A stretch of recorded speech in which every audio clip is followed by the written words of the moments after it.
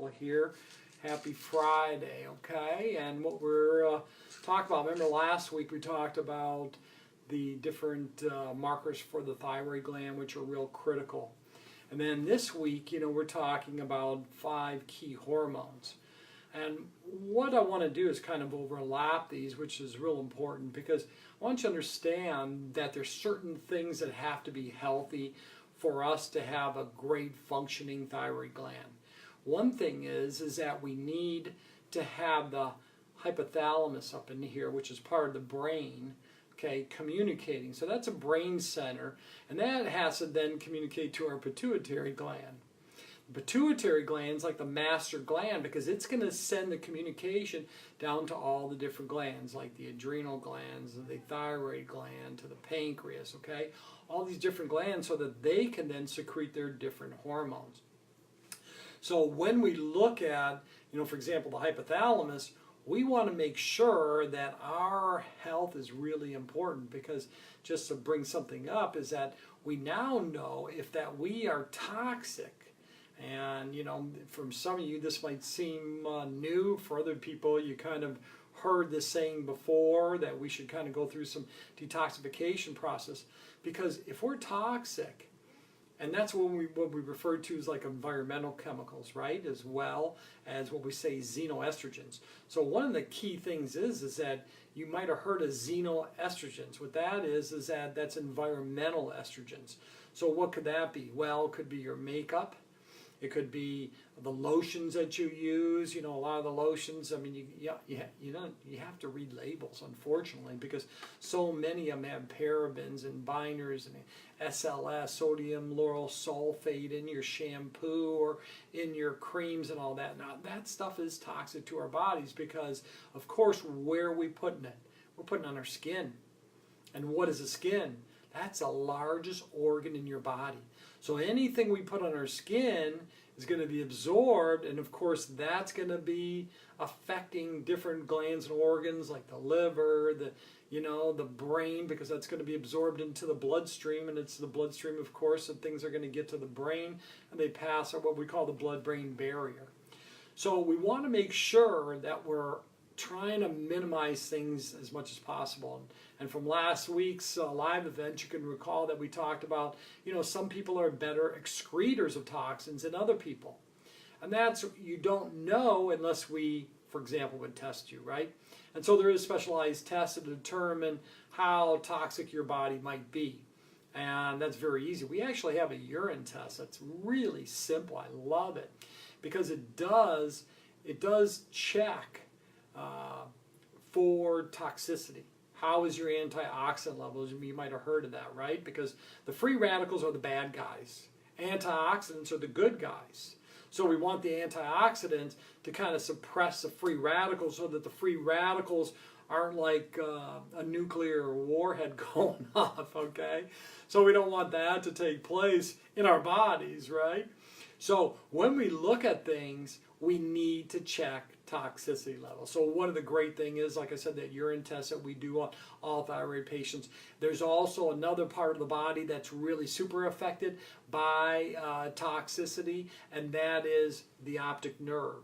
So our, looking in the eyes and being able to run an eye test, we're able to determine how toxic you are, and if there is a potential for what we call heavy metals, mercury, cadmium, arsenic, those type of things. So we have to be aware of those. So if we have that hypothalamus, which is kind of the key brain center that's got to communicate to the pituitary, but yet we're so toxic, well, that whole communication network is going to go crazy.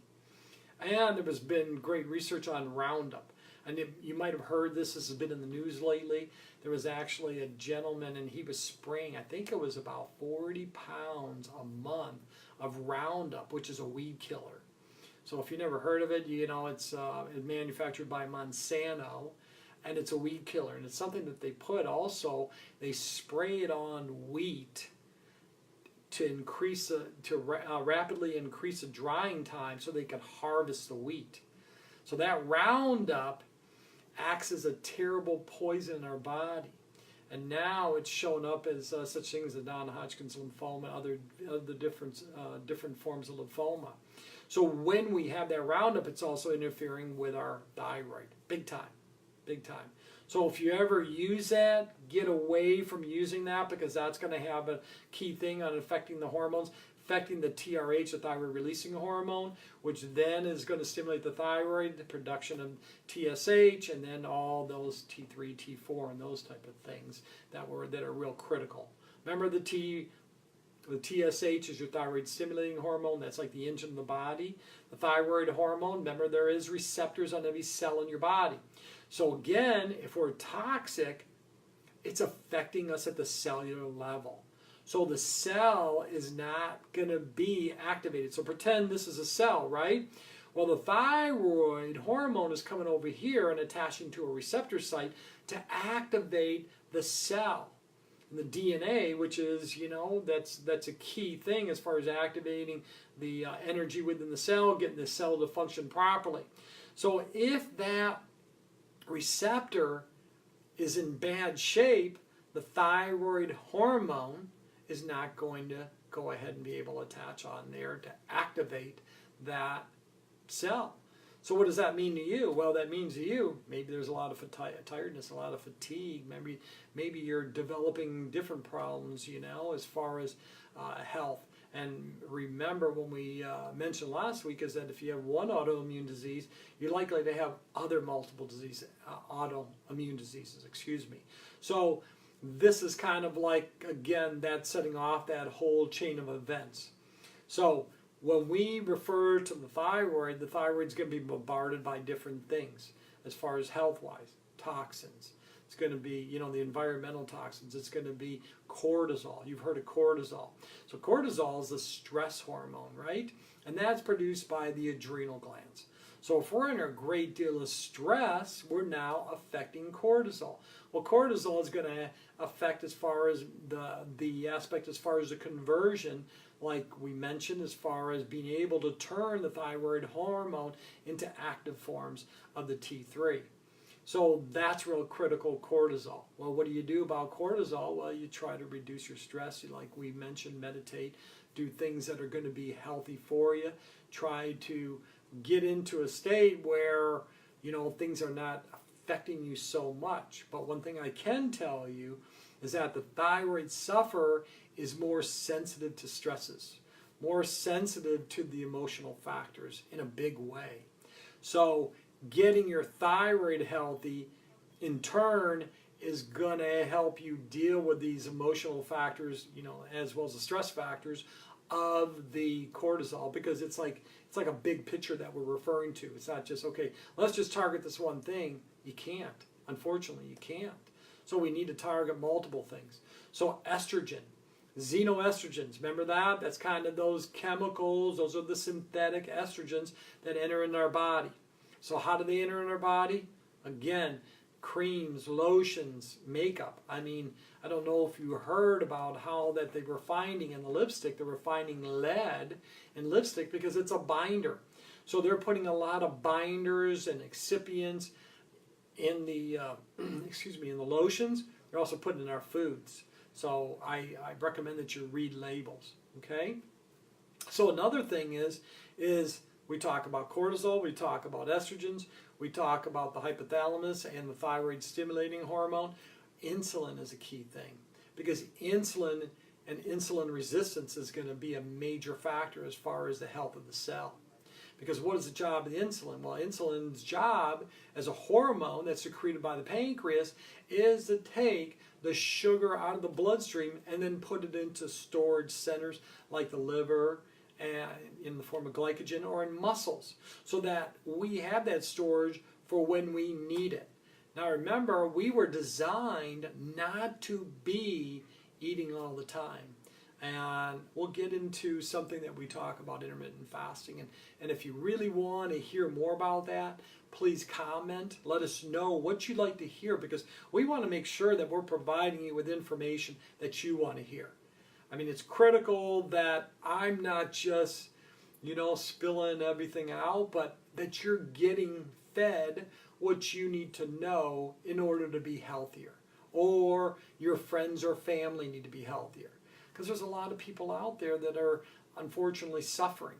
So We see, of course, individuals that have, thyroid problems, but they also have lupus. And lupus is one of those things, where they get the rashes or the skin conditions.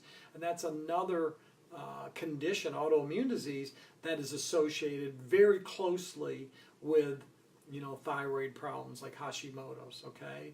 The hypothyroidism effect, or even Graves'. But remember, you can go in and out of hypo, or you can go into hyper. Hyper means that you're wound up, you got incredible energy, you're usually thinner, okay? Versus hypothyroidism, which is associated with the autoimmune component of Hashimoto's, which is usually issues with weight gain, right? So reduce your sugar consumption. Look at the sugars in food. Again, what does that go back to? Reading labels. So we need to read labels because I don't count calories. I mean, you get into all this and it's too complex. We want you to just look at your sugar intake. If you take a look at your sugar intake, and if you could reduce your sugar intake to fit between 15 to 20 grams of sugar a day, I guarantee you, you're going to be feeling much better, okay? Because now the cells have more of the ability to function properly. So when we talk about the different things from the standpoint of what is healthy, it is fats that are really super healthy. But it's about the quality of fats. So we're looking at the fats because the fats are essential for hormone production. And actually your brain is 60% fat. So we want to feed that brain the healthy fat. We need to have that intake of fat, good quality fat. Avocados, extra virgin olive oil, I would stay away. This is the oils I'd stay away from. And unfortunately, in the healthcare field, we see this all the time. You see canola oil, which is also known as rapeseed oil. That's one of the most genetically modified oils out there. We see a lot of soybean oil that we're not big fans of because that also has a tendency to affect the thyroid. And remember that individuals that have thyroid issues usually have food sensitivity issues. So we want to stay away from those things that are going to have an effect on the, attack on the thyroid.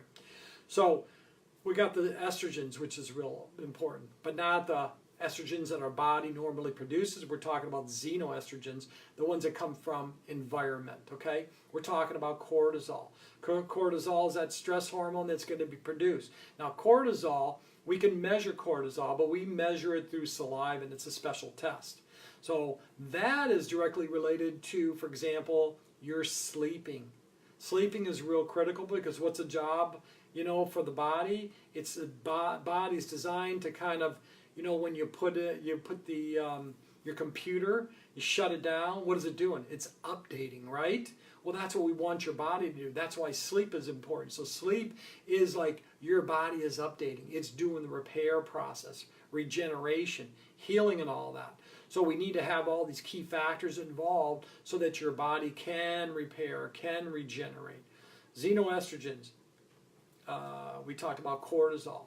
We talked about insulin, all right? We don't want the insulin levels to go on and on. Every time you eat, your body has to secrete insulin, right? Because what is it doing? That's part of the mechanism. You eat, now your body's producing insulin. Well, insulin, what is insulin? Well, we talked about insulin's job is to take the sugar out of the blood and put it into storage, like into the liver or into the muscles, so that the body then can use it when it needs to use it, okay, as far as an energy source. But if we're constantly having to eat and, the sugar levels and insulin is just so now saturating the body that it's no longer able to be sensitive to the cell. That's what they call insulin resistant, right? So really it's a pre-diabetic state. That's what it is. And if we measure it like on fasting, okay, which is either first thing in the morning, not eating anything, just having water, and we measure our blood sugar, and I recommend that for all of you. Start measuring your blood sugar. Take a look at it. There was a place called, Strip Supply, and actually I ordered strips from them, and they have like generic strips, right? Because we got multiple meters in the office, and I think it's One Touch that we have, One Touch Ultra. And so we were able to buy strips. Well, strips, blood sugar strips, are going to normally run about $1 a piece or more. And through this company, I was able to get like 300 or 400 or 500 strips. I forgot the exact number, but quite a few for like $29. It was unbelievable. But they wanted me, of course, to reorder every single month. And, you know, I'm not going to use 500 strips every single month. There's no way. So I paused that, you know, reoccurring monthly type of supply. So Google it, because there are generic strips now that work with different meters. The meter is actually the cheapest part, you know, as far as affordability. So look at that. Measure your blood glucose. What is optimum? I think we mentioned that. You know, if you're in the 80s, like 70 to 80, that'd be phenomenal. But most people can't get there right away. They can't, because it's too drastic. And especially if your blood sugar's been high for a long time, you get down to 70, 80, you're feeling lightheaded, dizzy, and you know, you might feel like you're going to pass out. So you want to gradually take the blood sugar down. 70, 80, ideal, but that takes time. That's going to be modified gradually. 80 to 90, very good. 90 to 100, we're getting into that insulin resistant state. Anything over 100, it's definitely insulin resistant, and you're getting into the pre-diabetic state. So that's why we say monitor your blood sugar. It's something simple that we all should do. Well, what should we do? Well, we should be our own doctors. We should be our own physicians. We should be monitoring ourselves. We need to understand this whole complexity of health, because believe it or not, out of all the countries in the world, we're 57th as far as health. That means we're no good at really being healthy. Now, what we're really good at, and what we hold the #1 position, is for urgent care, emergency care. We're #1 when critical care. That's what we're #1 about.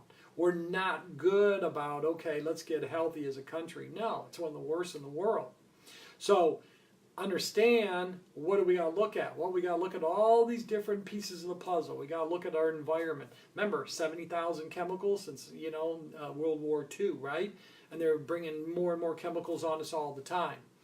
Roundup, now they're saying, is, I don't know how many kids, but when mothers are exposed to Roundup, there is a greater tendency towards autism. I was just reading that. I can't remember if it was in Medscape, which is a research, medical research, but we know that, right?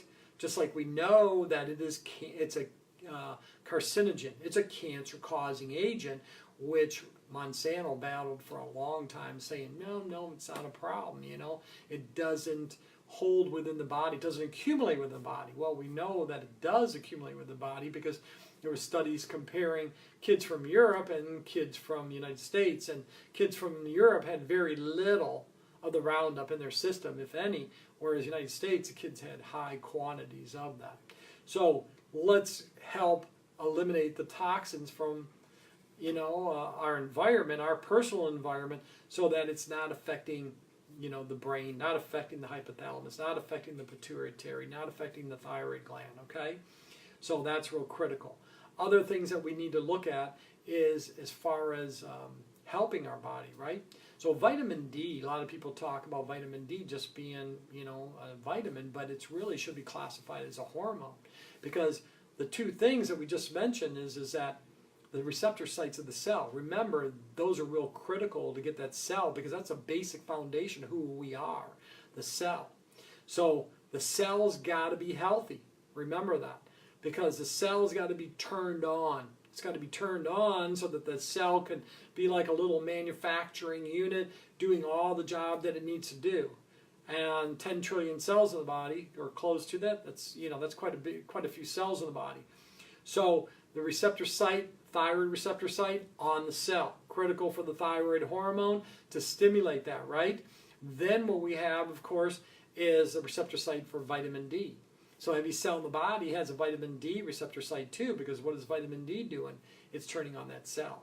It's real critical for our immune system, for our health, for bone integrity, bone density, just like it's important for clotting.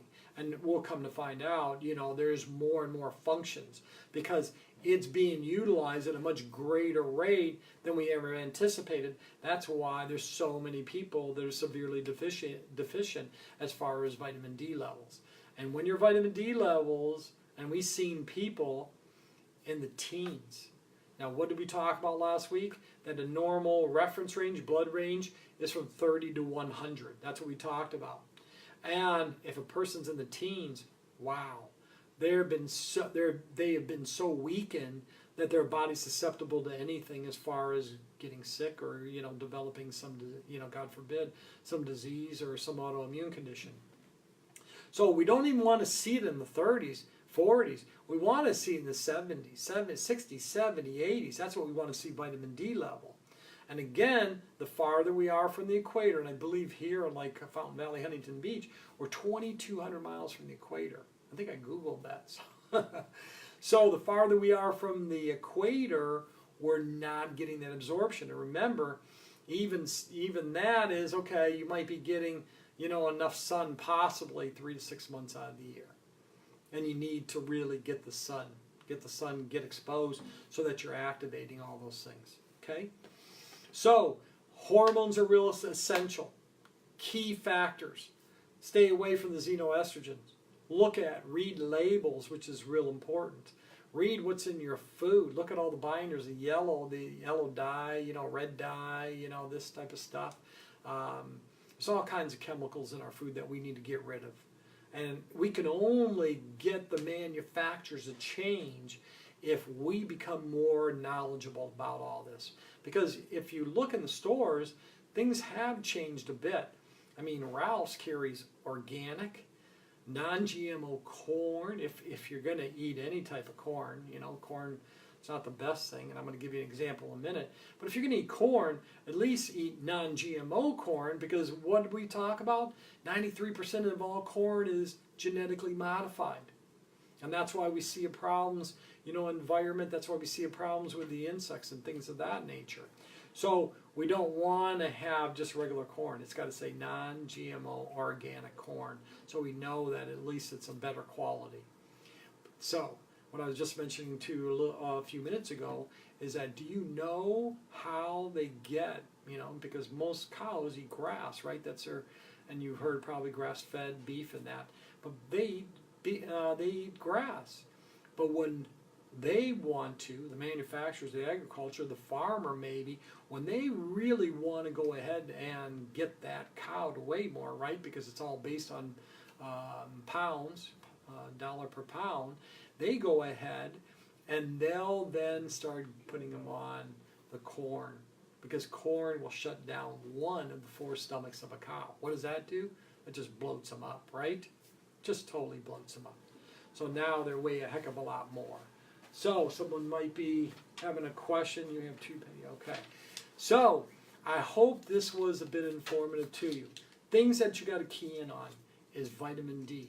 Please look at your vitamin D levels. Have your vitamin D levels. Look at your thyroid stimulating hormone. Make sure it's in a good range that we talked about. Thirdly, melatonin is real important. So remember, melatonin comes because we're exposed to the dark. That is part of that sleeping hormone that we failed to mention. But melatonin is real key, and it's produced by the pineal gland. So you can tap on that a little bit and activate that, or you can take more natural supplements, because there's good synergistic supplements that help the melatonin production, help reduce the stress. So there's different things that we can recommend for you to help you if you're interested in, regaining your hormonal status. Do not go on hormonal replacement therapy. We see this. We've seen women go on testosterone, get testosterone injections, okay? And all that did was mess up their thyroid more. You have to fix all these underlying things before you look at HRT, hormone replacement therapy. Because if you introduce that first, you're putting in the body into a state of shock. You're just dealing with symptomatic issues. You're not really getting to the cause, which is all these other imbalances going on. So hormones are real critical, but hormones should be looked at in conjunction with all the other health parameters, okay? Hope you enjoyed this. Please comment, please like, please share, because we want to know, what is your need? What is your need as far as health-wise? What do you want to hear about? Is it about thyroid? Is it about, is it about nutrition? Is it about fasting? Is it about the ketogenic protocol? What is your interest and what do you want us to focus on? So please comment. See you next week. Again, we try to come on every Friday, and hopefully we're going to try to move this to 2 days a week, okay? So you have a blessed weekend, and we'll see you soon.